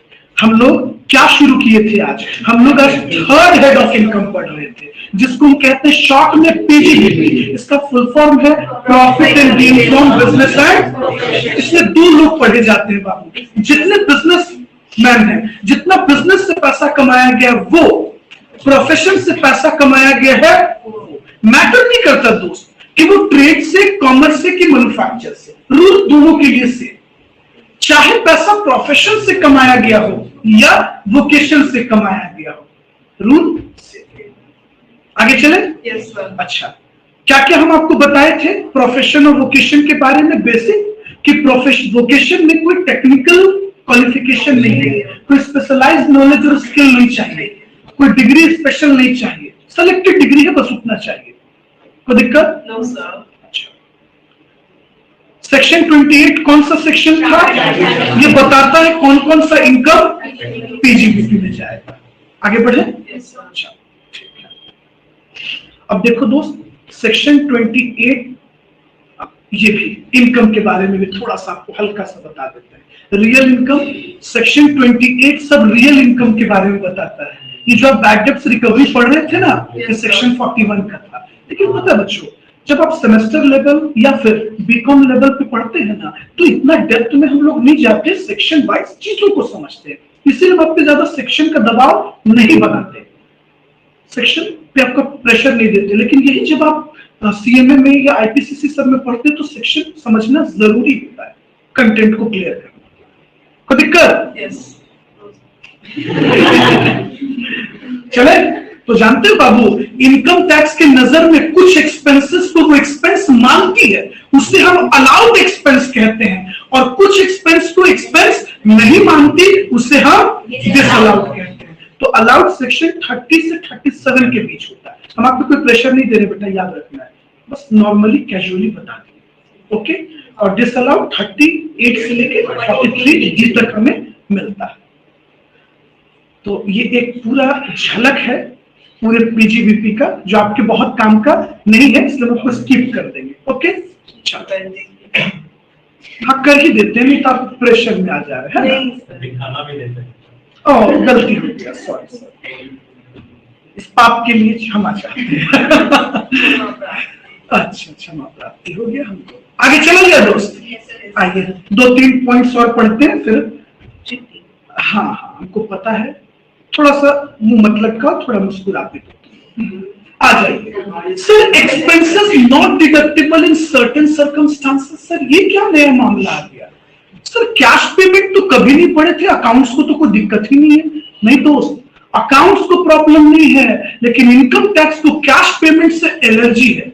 सुनिए मेरे भाई, कहता है अगर एक दिन में 10,000 से ज्यादा कैश पेमेंट अगर किया गया है तो वो डिसअलाउड है। मतलब सर हम कैश पेमेंट नहीं कर सकते? बिल्कुल नहीं। आपको चेक दीजिए, ऑनलाइन पेमेंट कीजिए, डिमांड ड्राफ्ट दीजिए, टैक्स कहता है कि कैश पेमेंट हमको नहीं चाहिए। पता होगा, तुम सोचोगे ना तो ये सही है। अगर बाबू कैश पेमेंट अलाउ होता ना, तो आप ना जाने 75 तरह के अपने मन से एक्सपेंस लिख देते, किसी का नाम लिख देते। लेकिन ऑनलाइन पेमेंट में तो डिटेल मिल जाएगी ना। अगर आप झूठ कहोगे कि आपने 4 लाख का अपना बिल्डिंग का पेंटिंग करवाया है, तो वो तो एविडेंस उसको चाहिए होगा कि भैया किनको पेमेंट किया, तो उस आदमी को, तो भैया जिसको दिया उसका पैन कार्ड लाओ। अगर वो पेंटिंग का 4-4 लाख रुपया ले रहा है तो वो टैक्स दिया कि नहीं? अब सब लोग पकड़े जा रहे हैं, समझ रहे हो? ये सब प्रॉब्लम है। अब जैसे एग्जांपल, अगर आप रेंट देते हैं ना अपने घर का, और अगर वो रेंट 1 लाख से ज्यादा का पेमेंट हो रहा है, तो तभी आप लेस कर सकते हैं, जब तक कि आप अपने मकान मालिक का पैन कार्ड जमा ना कर दें। अब सोचिए, अगर आपका मकान मालिक एचपी में टैक्स की चोरी कर रहा है हाउस प्रॉपर्टी में, तो आपके पैन कार्ड देने से वो पकड़ा गया कि नहीं? इसीलिए इनकम टैक्स ये रूल बनाया है कि किसी तरह से खोज लिया जाए, तुम ना सही तो कोई और दे हमें। तो कैश पेमेंट अलाउड नहीं है। अच्छा तुम बोलोगे कि सर अगर क्वेश्चन में लिखा रहा कि एसएससी ने पेमेंट किया है किसी भी एक्सपेंस का, सैलरी का, वेजेस का, बिजली बिल, ये बिल, वो बिल, और वो 10,000 से ज्यादा है, तो क्या सजा मिलेगी हमें? तुम्हें यही सजा मिलेगी कि उस एक्सपेंस को एक्सपेंस मानने नहीं दिया जाएगा। तो सोचो क्या इम्पैक्ट पड़ेगा। तुम्हारा खर्च कम हो जाएगा, इनकम बढ़ जाएगा, और इनकम बढ़ेगा तो टैक्स भी बढ़ जाएगा। ओके, कोई दिक्कत? लेकिन जानते हैं इसमें एक अपवाद है, एक एक्सेप्शन है। वो लोग जो प्लाइंग, हायरिंग और लीजिंग गुड्स कैरेज में है, ठीक में बोले, ट्रांसपोर्ट का धंधा। वो लोग जो ट्रांसपोर्टर हैं, बस या ट्रक वगैरह चलती है या उनका पूरा ट्रांसपोर्ट का नेटवर्क है, तो लॉ कहता है कि भैया इनको 35,000 तक का कैश पेमेंट अलाउ करो। अब सोचिए कि इमेजिन कीजिए आप एक ट्रांसपोर्टर है और आपका ट्रक पटना से तमिलनाडु के लिए निकला और रास्ते में कहीं प्रॉब्लम है, तो बस ट्रक टेक्निकल चीज है, कब कहां खराब हो जाए कोई नहीं जानता। अब सोचिए दोस्त, अगर वो किसी और स्टेट में खराब हो गया है, आपके ड्राइवर ने इन्फॉर्म किया, आप उसको क्या बोलोगे? देखो नियर बाय में कोई मैकेनिक है, बुलाइए और बनवा लीजिए। अब दोस्त जरूरी है कि वो जो मैकेनिक आएगा वो भी ऑनलाइन पेमेंट का सुविधा लेके चलता होगा? आंसर इज नहीं। तो वो तो कैश मांगेगा ना आपसे। तो इसीलिए कहा गया है कि कैश पेमेंट 35,000 तक का अलाउड है। हाँ, उससे ऊपर अलाउड नहीं। 35,000 तक का कैश पेमेंट अलाउड। ओके, कोई दिक्कत? तो ये अपवाद है बाबू, ये सबको नहीं मिला है, ये बस सेलेक्टेड लोगों को मिला है। इसीलिए बच्चे आप नोटिस कीजिएगा, पहले आपके पापा को हो सकता है कैश मिलता होगा, कैश में सैलरी मिल जाती होगी, लेकिन इधर कुछ सालों से अकाउंट में ही पैसा मिलता है। ये रूल है ना, क्योंकि जो कंपनी, या चाहे वो बिहार सरकार हो या केंद्र सरकार हो, अगर वो कैश में पेमेंट करेगी आपको, तो उसका एक्सपेंस ही नहीं मानेगी इनकम टैक्स। वो नहीं देखेगी कि गवर्नमेंट है कि क्या है, रूल सबके लिए समान बना देती है। आगे चले? यहां तक क्लियर है? अच्छा, एक और अच्छा टॉपिक है, ये थोड़ा सा समझ लिया जाए, एक्सेसिव पेमेंट वाला। देखिए, आप अपने रिश्तेदार को ना एक्सेस पेमेंट नहीं दे सकते। जैसे आपको एक बात बताते हैं, जैसे मान लो अनुराग, आप एक एग्जांपल ले लेते हैं बच्चों। मान लो अनुराग की एक फैक्ट्री है, उसमें मान लीजिए हेलमेट लगता है, प्रैक्टिकली समझ लेते हैं, ठीक है, या कुछ और ले लेते हैं, बैग ले लेते हैं। और इनके भाई साहब की भी एक फैक्ट्री है जो बैग के कपड़े बनाती है। तो अनुराग ये सोचा कि क्यों मार्केट से खरीदते हैं, चलो अपने भाई से परचेस कर लेते हैं। और पता चला कि जिस मटेरियल का दाम 1 लाख है, अनुराग अपने भाई को इसका पेमेंट 1.5 लाख रुपया कर रहा है, और ये सोच रहा है कि पैसा तो अल्टीमेटली कहां जा रहा है, घर में ही। इमेजिन करो, अनुराग क्या उठाना चाहता है फायदा, एक्सपेंस को बढ़ाना चाहता है और इनकम को घटाना चाहता है। तो इनकम टैक्स पूछेगी कि भैया मेरे, जब ये मटेरियल 1 लाख में आसानी से मार्केट में मिल सकता है, तो फिर आप क्यों इसका 1.5 लाख पे किए? तो आप जो 50,000 एक्स्ट्रा पे किए हो, मेरे नजर में वो एक्सपेंस नहीं है। इसीलिए बाबू आपसे टोटल बिल मांगा जाएगा। आप अगर सोचोगे ना कि आप रसीद नहीं रखोगे, डॉक्यूमेंट्स नहीं रखोगे, इनकम टैक्स आपसे कब कौन सा डॉक्यूमेंट मांग ले गारंटी नहीं। समझे? जैसे आपको एक एग्जांपल बताते हैं, ऐसे इनकम टैक्स से रिलेटेड नहीं है लेकिन बड़ा कॉमन है। हमारे पिताजी टाटा में जॉब करते थे, ठीक है, अब रिटायर कर गए। तो वहां मेडिकल फैसिलिटी थी, मतलब जो भी आप बीमार पड़े हैं, दवाई है, डॉक्टर का खर्चा वो दे दिया जाता है। तो आप जानते हो ना, हर समय कोई ना कोई नया मेडिसिन आता है। तो डॉक्टर ने पिताजी को कोई दवाई लिखा था, तो जब वो बिल गया तो कंपनी के जो डॉक्टर्स हैं उन लोगों को उस दवाई के बारे में शायद पता नहीं था, उनको लगा ये फर्जी मेडिसिन है, इस तरह का कोई मेडिसिन एग्जिस्ट ही नहीं करता है। दोस्त, अब ना गूगल वगैरह और है ज्यादा कि आपको हर चीजें मिलती है। ये बात हम आपको बता रहे हैं लगभग सन 2001-2 के आसपास का। तो पापा को मैसेज आया कि ये फर्जी बिल है। पापा घर पे आके कह रहे हैं कि ढूंढो तो वो दवाई का डब्बा। अब भैया 6 महीना पहले का डब्बा पॉसिबल है क्या? लेकिन इत्तेफाक से कबाड़ वाले में रूम में फेंका हुआ था। खोजते खोजते वो डब्बा मिला, उसपे से रैपर, अच्छा देखिए जनरली बच्चे रैपर फाड़ देते हैं, इत्तेफाक से रैपर भी नहीं फाड़ा था। उस रैपर का जेरोक्स करके कंपनी को भेजा गया। मोरल ऑफ द स्टोरी, हर एक चीज का एविडेंस चाहिए होता है। किसी भी इनकम टैक्स भी आप सोचेंगे ना कि किसी भी हम शॉपिंग का, एक्सपेंस का, मटेरियल का बिल फेंक देंगे, नहीं तो वो कब मांग लेंगे गारंटी? जब तक टैक्स पेड नहीं हो जाए, ओके ना हो जाए, तब तक आपको डॉक्यूमेंट्स को संभाल कर रखना है। तो ये दवा वाला एग्जांपल तो इस पे मैच नहीं किया, लेकिन हम आपको बताना चाह रहे थे। तब से ये लेसन मिल गया, पिताजी रैपर सब रखे रहते थे जब तक कि वो बिल रिएम्बर्स ना हो जाए, क्योंकि पता नहीं कब वो मेडिसिन का डिटेल मांग लेते थे। रैपर भेजिए, वो पत्ता भेजिए, उसका फोटो जेरॉक्स निकलवा कर। ये प्रॉब्लम था। अच्छा, ऐसा पहली बार हुआ था, लेकिन हुआ तो अच्छा नहीं मिलता तो सोचिए आप क्या होता। कंपनी क्लेम कर देती कि ये सारे बिल फर्जी बनाए गए हैं। अच्छा, आप जनरली नोटिस कीजिएगा, लोगों का माइंडसेट होता है दवा खा लिए, नाम उतना थोड़े याद रखता है आदमी। स्पेशली हम लोग तो कुछ याद भी रखते हैं, जो हम लोग के पापा लोग वाला जो जनरेशन है, उन लोगों को बस उनको इतना याद रहता है गोली सुबह में खाना ही रात में खाना, ये 3 टाइम खाना, इससे ज्यादा मतलब नहीं।